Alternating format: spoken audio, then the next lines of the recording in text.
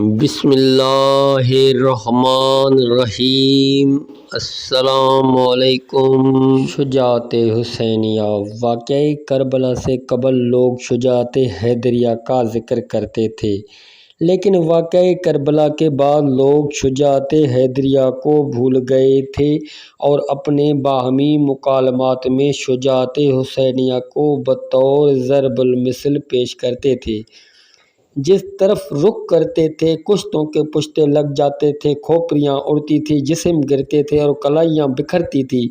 میدان کربلا میں تڑپتے جسم، بکھری کلائیوں اور پھٹتے لاشیں نظر آتے تھے۔ یہ وہ حیران کن شجاعت تھی جس نے ہر ذی ہوش کو انگشت بدندہ کر رکھا تھا۔ بڑے بڑے نامی گرامی سورما آئے لیکن واصل جہنم ہوئے۔ جہاں رک جاتے تھے مجال ہے جو قدم میں لغزش آ جائے یا ہاتھ کانپ جائے۔ مارتے مارتے قلب لشکر پر جا پہنچے۔ جب ان میں سے کوئی بھی مقابلہ کی تاب نہ لا سکا تو میمنہ پر حملہ کیا اور وسط لشکر میں جا دم لیا۔ جب وہ بھاگ گئے تو میسرہ پر حملہ کیا۔ میدان کربلا کی زمین یزیدیوں کے نجس خون سے سرخ ہو گئی۔ 10,000 سے زیادہ یزیدیوں کو واصل جہنم کیا۔ زخموں کی تعداد اس سے کہیں زیادہ تھی۔ دیکھنے والوں کا بیان ہے، بخدا میں نے ایسا شجاع کبھی نہیں دیکھا جس کے بیٹوں کے اہل بیت اور اصحاب کی لاشیں اس کے سامنے ہوں اور حملہ کی شدت، دل میں اطمینان اور پیش قدمی کی جرأت ایسی ہو جیسے فرزند زہرا کی تھی۔ بخدا نہ تو اس سے قبل اور نہ اس کے بعد میں نے اس جیسا دیکھا ہے۔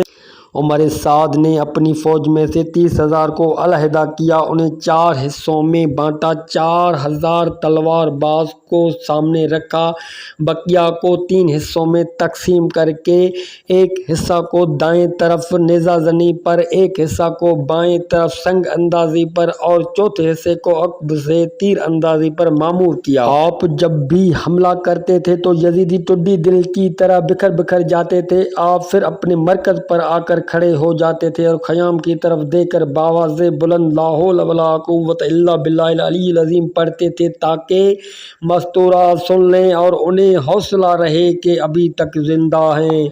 ایک روایت میں ہے کہ جسم مقدس پر اٹک جانے والے تیر اس قدر تھے کہ دور سے تیر اس طرح نظر آتے تھے جس طرح خار پشت کے کانٹے۔ جب آپ تیروں سے نڈھال ہو گئے تو اپنے مرکز پر اس طرح آ کر کھڑے ہوئے جس طرح تھک گئے ہوں۔ امراء شام میں سے تمیم ابن قحطبہ سامنے آیا اور کہا، اے فرزند علی، اس 30,000 کے لشکر سے تنہا کب تک لڑو گے؟ آپ کے بیٹے، بھائی اور انصار سب قتل ہو گئے ہیں۔ امام حسین نے جواب دیا، کیا میں تم سے لڑنے آیا ہوں یا تم مجھ سے جنگ کرنے آئے ہو؟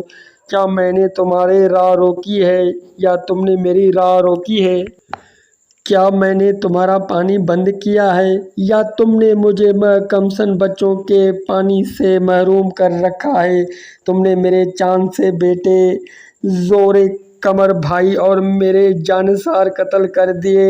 اب میرے جینے کے لیے رکھا ہی کیا ہے؟ اس خبیث نے کہا، اب زیادہ باتیں نہ کرو، آگے بڑھو، ذرا میں بھی دیکھوں کہ آپ میں کتنا دم خم ہے۔ امام حسین نے بآواز بلند تکبیر کہہ کر ایک ایسا وار کیا، اس ملعون کے ساتھ 50 یزیدی ایک ہی وار سے کٹ گئے اور یزیدی گھبرا کر پیچھے ہٹے۔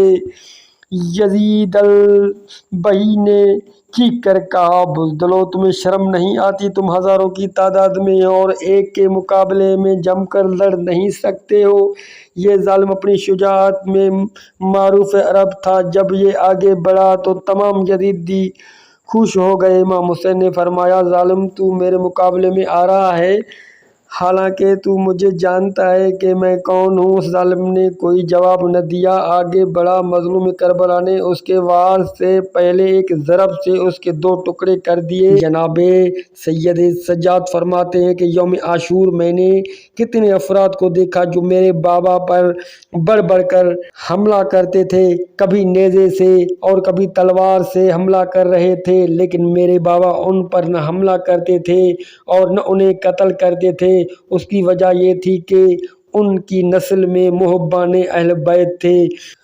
مجھے اپنی جان کی قسم بلا مبالغہ یہ کہنا پڑتا ہے کہ میدان کربلا میں امام حسین نے شجاعت کی وہ مثال قائم کی ہے جس کے مقابلے میں تاریخ عالم کے پاس کوئی مثال نہیں۔ اگر تاریخ شجاعت و ہمت کی کوئی مثال پیش کر سکتی ہے تو وہ صرف اور صرف شجاعت حیدریہ ہی ہے، لیکن غریب زہرا کی شجاعت حیدریہ پر بھی خط تنسیق کھینچ دیا۔ کہاں علی کی جنگیں اور کہاں جنگ شبیر۔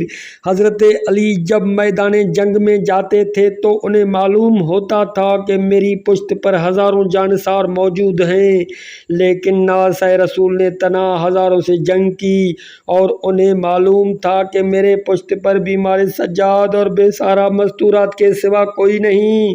حضرت علی جب جنگ میں جاتے تھے تو ان کی اولاد محفوظ ہوتی تھی، لیکن امام حسین جب میدان میں آئے تو میدان ان کے بیٹوں، بھانجوں، بھائیوں اور بھتیجوں کی لاشوں سے سرخ تھا۔ حضرت علی جب جنگ کرتے تھے ان کے ساتھ ان کے اہل و عیال نہیں ہوتے تھے، لیکن امام حسین جب میدان میں آئے تو کسی طرف سے کمسن سکینہ کی آواز آتی تھی، یا بطالت، کسی طرف سے کسی ماں کی آواز آتی تھی اور کسی طرف سے کسی بہن کی آواز آتی تھی۔ حضرت علی تازہ دم ہو کر جنگ کرتے تھے، لیکن غریب زہرا نے 3 دن کی بھوک اور پیاس کے عالم میں جنگ کی۔